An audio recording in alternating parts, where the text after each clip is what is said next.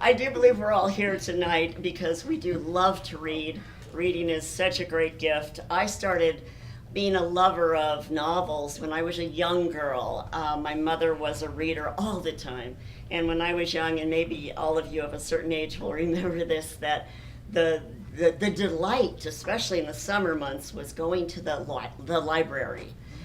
We'd look forward to that days, and you go to the library and you pick out your books and you bring it home and you think about which one you're going to read first. And that started when I was very, very young. I am a great reader today. I have been a big reader all my life. At that time, I started to learn the beauty of words, the value of words. I started to respect them. I started to see these words are beautiful and they're compelling. I found the words that I loved and the words that could motivate a person, again, to do something. Words have power. They have a phenomenal amount of power. I wish people understood that to a greater degree. I did write my first novel back then. It was probably about a 5-year thing. I wrote it and rewrote it and rewrote it a zillion times. I do have that book. Someday I will put that out. It's a good book. It needs work, but it is a good book. But the point is, I thought, I'm going to do this, and I did do this. You see, that's the way books are. They unfold. They unfold the way they are going to. Now, Collision. Wow, that's a good book. I gotta tell you, I looked at it. Really? No, it's awful, don't buy it. I looked at it today just to look at some of it, before I spoke to you. Where did I get that idea? Honestly, I don't know. I don't know. I wanted to write a book. When I read, here's what I want. Now, this is, people of a certain age will know this, not if you're younger. Maybe they still have it. There used to be these Calgon commercials where a woman would get into a bathtub, and sometimes it was even in a limousine. It was really silly, but she'd press this button, and now I'm in a tub. Oh, it happens all the time.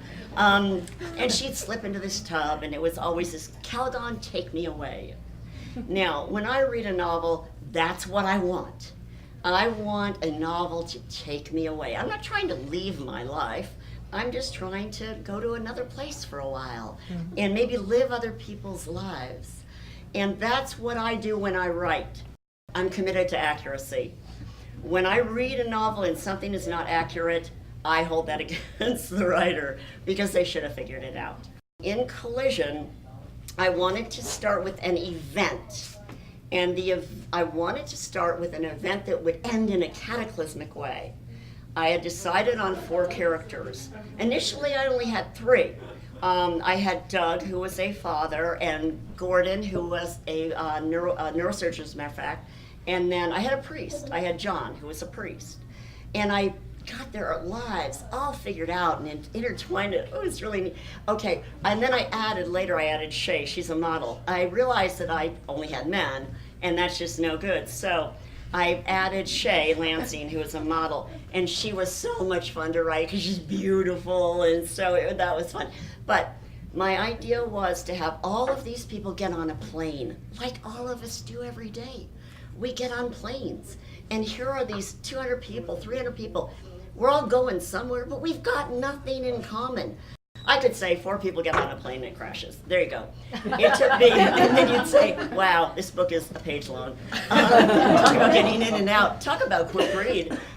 And this is what I mean about accuracy. I interviewed a pilot for a long time. In fact, he was going to be here tonight, but he's amazingly flying a plane to Europe right now. I interviewed him because I don't know anything about planes. And I said, look, here's what I want. I want it to go down. How are we going to do that? But I wanted to tell the reader just enough so that by the time it crashed, this is not a spoiler alert thing here, you know it's going to crash. It's on the back of the book. The plane goes down. But, it's the issue of who died and who didn't. But I get them on the plane, and I wanted to hook the reader just enough that you cared enough to keep reading. When I write, I'm there. I'm not at my desk at all. I'm not sitting in front of a computer at all. I am right there. In fact, honestly, I think that's as close as I ever get to seeing well, it is as close as I ever get to see in my life, because I don't get close at all in my normal life. I picture it and I see it and I'm with them and I'm with them in that room and I think about how far they're sitting from another person and I think about what they're wearing and I'm right there. When I write, I'm all in. I'm all in and I'm all in until I'm done. I would love to just have questions for a while and then I'll close this out. If you have a question, please do not raise your hand. silly. And you're going to be there all night. And we're never going to get that question answered. Please, just ask. You know, they say, write about what you know. I put Doug and Alex on Coronado Island because I had lived there. The house they lived in was the house I lived in. Alex's room was my son's room. So again, it's so wonderful for me if I can picture where somebody is. I find dialogue the hardest thing, personally. But the hardest thing, no kidding, is cutting. Thank you very much for coming.